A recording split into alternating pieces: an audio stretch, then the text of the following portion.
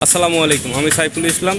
বাংলাদেশের যেই জয়, যে পাকিস্তান থেকে জিতে বাংলাদেশে আসছে, সেটার কিন্তু সেই বিতর্ক হাতুড়ু সিং সেটার ক্রেডিট পেয়ে গেলেন। উনি আসলে উনি সবাইকে কিন্তু যাইতে হচ্ছে, কিন্তু হাতুড়ু সিং তাকে ছাড়তে পারতেছে না বাংলাদেশের টিম থেকে। তাকে প্রধান কোচ হিসাবে রাখতেছে এবং প্রধান কোচ হিসাবে রেখে এবং বাংলাদেশে এখন নতুন করে তাকে ইন্ডিয়ায় পাঠাচ্ছে। প্রধান কোচ হিসাবে ইন্ডিয়ায় খেলতে যাবেন 31 তারিখে, মানে 15 তারিখে যাবেন। 15 তারিখে তাদের যা মানে ইন্ডিয়ার জন্য ভিসা আবেদন করতেছে, ইন্ডিয়ায় যাবে কোচ হিসাবে, প্রধান কোচ। কিন্তু হাতুড়ু সিংকে কোনো রকমই বাদ দিতে পারতেছে না ভাই। কীভাবে বাদ দিবে? সবাই মানে চেঞ্জ হচ্ছে, কিন্তু হাতুড়ু সিং চেঞ্জ হচ্ছে না। তাকে চেঞ্জ করার কারো ক্ষমতাই নাই মনে হচ্ছে।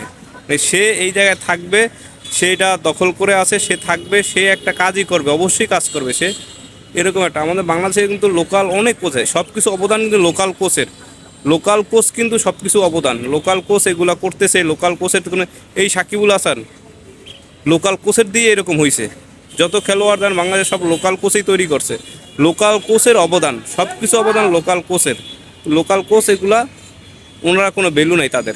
বাংলাদেশ দলে এই প্রধান কোচ হিসাবে আসার মতো তাদের যোগ্যতা নাই, এটা বোঝাচ্ছে আমার মনে হচ্ছে। যে নাইলে কেন তাদেরকে এই দায়িত্ব দিচ্ছে? অনেকেই তো পারবে। বাংলাদেশে এই প্রধান কোচ হওয়ার যোগ্যতা অনেকেরই আছে, তারা দিতেছে না। না কি হচ্ছে বুঝতেছি না। তারপরে আমাকে হাতুড়ু সিংকে বাদ দেওয়া যাবে না। হাতুড়ু সিং যে দেশের এতগুলা ইভেন্ট, বড় বড় ইভেন্টে বাংলাদেশকে ডুবিয়ে আনছে, মানে ডুবাই কি একদম খারাপ অবস্থায় নিয়ে আসছে হাতুড়ু সিং, সেই এখন বাংলাদেশের প্রধান কোচ হিসাবে এখনও রয়ে গেছে। তাকে কিন্তু বাদ দিতে পারতেছে না কেউ। তাকে কিন্তু কোনো রকম তাকে, আমার কথা, আমি যদি খারাপ করি আমাকে কি রাখবে কেউ দলে? একটা প্লেয়ার যদি খারাপ করে তাকে বাদ হবে, কিন্তু কেন কোচ খারাপ করলে কোচ বাদ হোক? সব তো অবদান কোচের। কোচ প্রধান কোচ না সে? তারই তো অবস্থান, তাকেই ঠিক করতে হবে, সে কাজটা করতে হবে। তার কারণে যদি দেশের সমস্যা হয় তাকে কেন আমরা রাখবো? কেউ দেখতেছে না ভাই।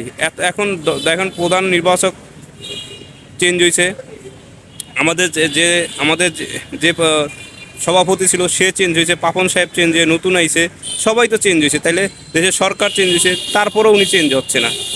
এটা আল্লাহ ভালো জানে ভাই, কারা করার ক্ষমতা নাই, কে করতেছে।